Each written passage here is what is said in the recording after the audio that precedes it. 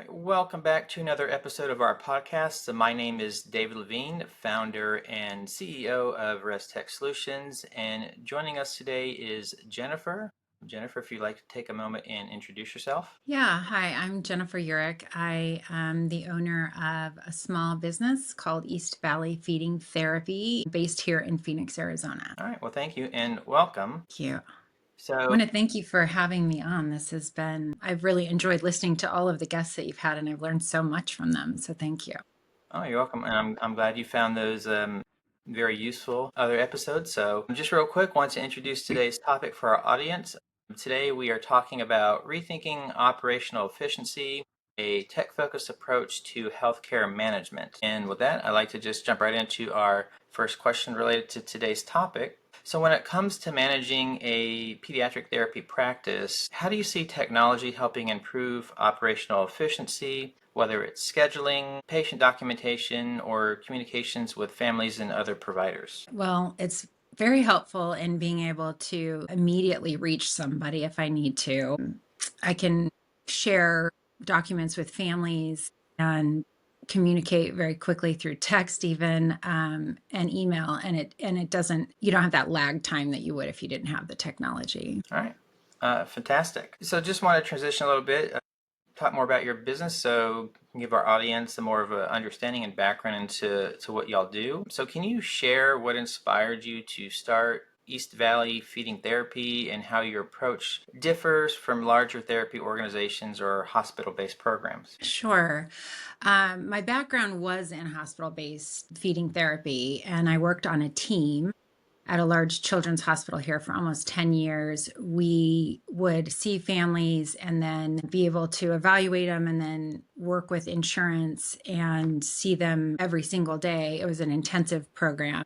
And I just kind of got burned out, honestly, on the hospital system as a provider. And so when I left, I wasn't sure how I was going to go about it initially, but I love doing feeding and seeing the results that I get for families. And so I opened this small private practice and have been just helping families. So I go in home and I have bypassed insurance. It's been too big of a hurdle for me.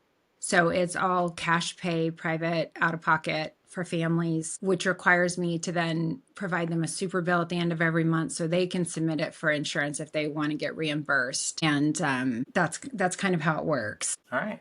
No, I appreciate that. And, that is something, at least of some folks I've talked to in various capacities, I am seeing a lot more practices kind of going or outside or bypassing the insurance just because of the complexities and sometimes the difficulties it can make both for the patients and providers. Yeah. And for me, honestly, I would have been happy to have contracted with insurance, but I ran into the hurdle that they needed me to have a brick and mortar location in order to certify me, in order to accept insurance. And what I was finding as I started and didn't want the overhead and was going in people's homes was that they didn't want to get their kids in the car with all their food and drive. They liked the luxury of me coming to their home. And so I didn't even find, as I started going around the valley here in Phoenix, I didn't find one location where that would even make sense, because I would be in one location one day, another location another day. And so there isn't even a central spot that I would have to be near a freeway. That's about all I could come up with. And for others who may be wondering, the requirement from the insurance about having a brick and mortar, is that because they want patients to actually come there, or they just need you to have a quote unquote place to be at? I honestly don't know, because that's referring to the large private insurance organizations. So when you talk about Medicaid or the services that go through Medicaid, they are very different and they will certify you. But then you open up a whole nother set of problems and trying to get reimbursed from them. And so what I just kind of said, you know what, I realize that this is going to eliminate the ability for some families to use my services, but I don't have the manpower or the time to put into trying to get reimbursement from insurance. All right. No, makes total sense.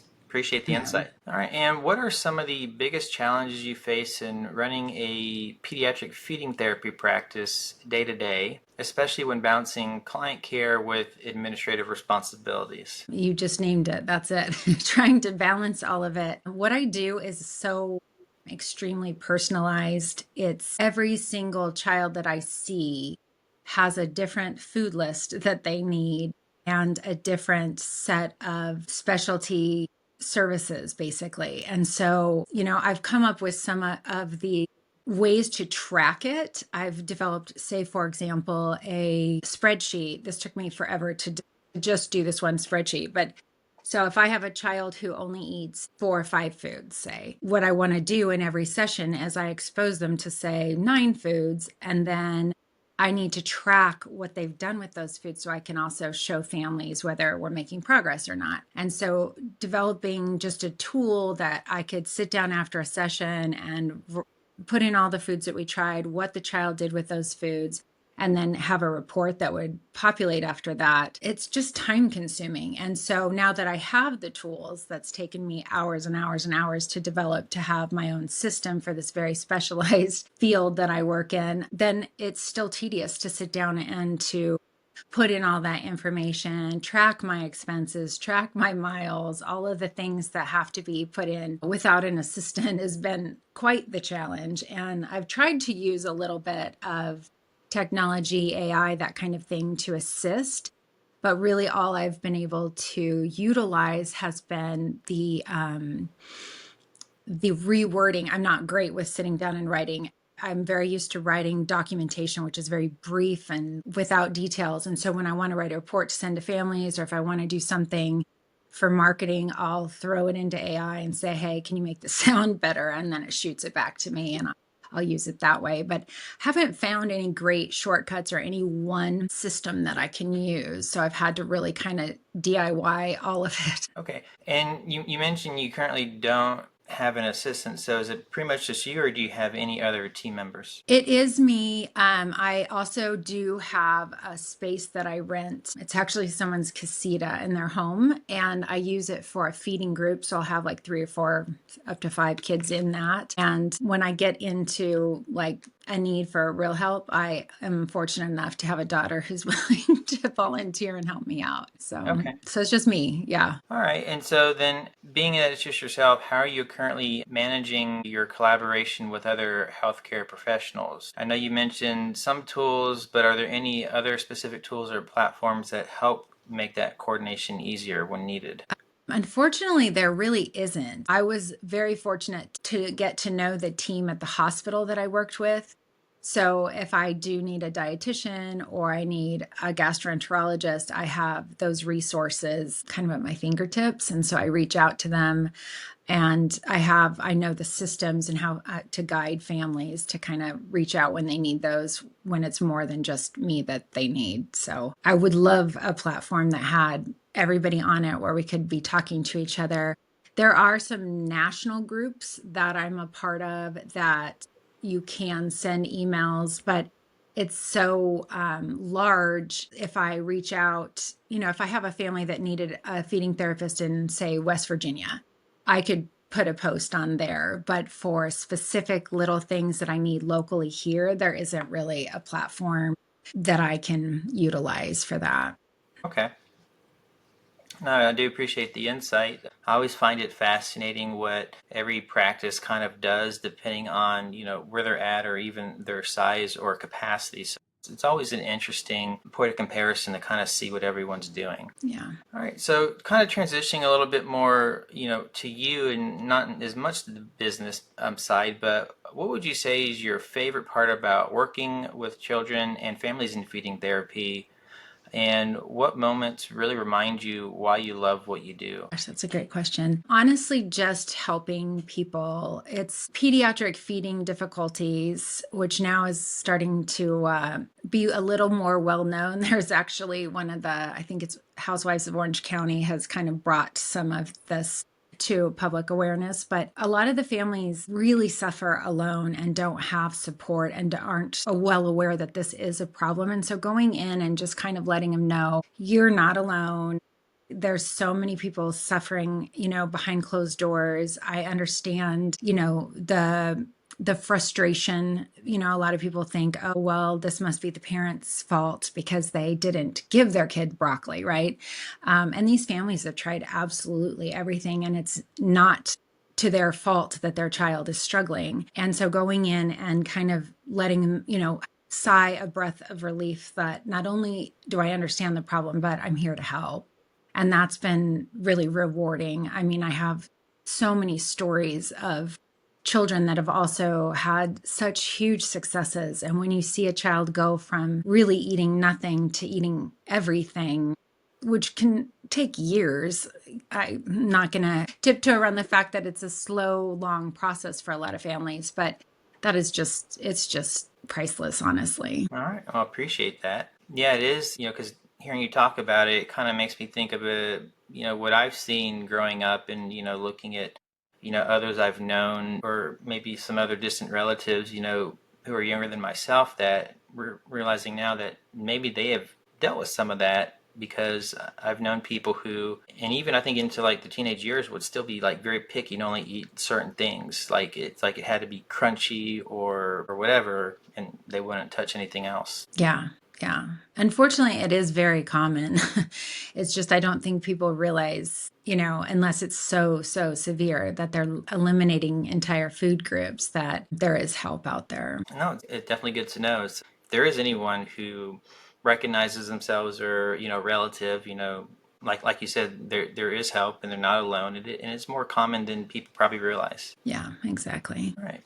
So, are there currently any new initiatives or tools you're currently implementing to streamline operations or improve, the client experience with the practice, or just any other initiatives in general that you might be excited about you're working on? That's a tough question because I feel like I'm always trying to improve because I've only been in business now a few years. And so what I find is that, I get going with a family and then they bring up like the spreadsheet I was mentioning. I realized that families would reach out and say, it just feels like we're not making any progress. It just feels like, something isn't happening. And that then inspires me to do something different or to improve something. And so this way now I have this and I can, do a snapshot and say, just so you know, here we tried 12 new foods last month and he tasted 10 of those. And, just constantly trying to improve these supports for families. I think that a lot of what gets done is just, even in clinics, a lot of times families, they don't even go back with their child. The therapist takes their child back and the family has no idea what's happening in that room. And so they can't carry that over or help their kid, which isn't a child. They can't really carry that over or follow through with anything at home if they don't know what's been done. And so I think if anything, I'm really trying to, for lack of a better way of putting it, like beef up those supports for families and have the tools. I have been trying to, for example, I have a 21-day boot camp on my website so families can opt in. And then every day for 21 days, it gives them something to try, something to do that supports them. And so just constantly trying to be a support for families. Okay. No, that's perfect. And so as you're working to grow your practice and, it's building up, and there's going to be more obviously sensitive client information that you may be handling. Have you run into any challenges around managing or securing your digital records, email communication, or other forms that you may use? I haven't run into any problems per se, but I am definitely very aware of all communication, and I honestly never feel very secure in sending emails and things, even if the system says it's secure. So I'm really careful. Like I mentioned, I have some families that have my cell phone number. Most of my families have my cell phone number and we'll text back and forth. So I will make sure that I'm not using names. I'm not, I'm careful as I can be in those situations, but it's, there's a lot of scary things out there, and there's, as many precautions as I can take, I'm taking, but I can't say that I feel 100% that everything is secure. Like it's just going to take one small breach, and so I'm doing everything I can to prevent that. Okay. And so kind of related to that, I know you've mentioned that you're obviously very aware in looking at ways you can hopefully be a better steward of the security piece of the business. And I also know right now that there are many small healthcare practices that are currently reviewing their cybersecurity and HIPAA compliance setups. So how are you currently approaching this, if there's anything else in addition to what you just mentioned about the data protection within your practice? I mean, it could be systems, it could just be other processes that maybe you're in the process of developing, just to better understand where you are in the journey of, HIPAA and cybersecurity compliance. I'm honestly trying to keep as much in the secure platform that I'm using as possible and not going outside of it. The one, I guess, problem I'm having is more just like these food lists that I send to families. And so it'll have first name and a date on it, which in and of itself is a problem. But I haven't figured out a totally secure way to communicate back and forth those things. And so, I'm again not using names, and names of food are not going to be a problem. But I guess and having, I do carry malpractice insurance, and on top of that, carry the insurance for the HIPAA protection. But yeah, I'm just constantly trying to do my best, I guess, is the best Okay. answer I can give you. No, and I think that's great because you are keeping it obviously in the top of mind, that you realize this is something we got to do. We got to do what we can, the best we can with what we've got, but knowing there's probably always something more, something better that we can do to make this even better for both sides. All right. Well, as we kind of get here and towards wrapping up, are there any final thoughts you'd like to share or leave the audience with? I would say for anyone who is listening to this episode, definitely make sure that whether you are a provider or a patient, each side has responsibilities to ensure the security of your own data or the data you're managing on behalf of patients. So just be aware also of the common threats that are out there and the scams, and especially going into this time of year as we're approaching the holiday season here near the end of October. It's just this is the time of year where a lot of that just really ticks up. I know that's probably more related to the holiday shopping season, but we just got to be aware of everything because as you may be doing something and clicking, and if you allow something into your own systems, well, any type of data you have, especially the sensitive data, is going to be that much more vulnerable. So that's probably going to be my big takeaway for folks just listening in. But again, if you know anyone who is dealing with these matters about the feeding and the food issues, just like Jennifer said, you're not alone. It's more common than you think, and don't feel ashamed to reach out for help because we all need help with something. Right. This is true. All right, and if you'd like to know more or reach out, all the information will be in the description below this video. And Jennifer, I really do appreciate you coming on and sharing everything, and thank you for your time. Thank you for having me. I appreciate it.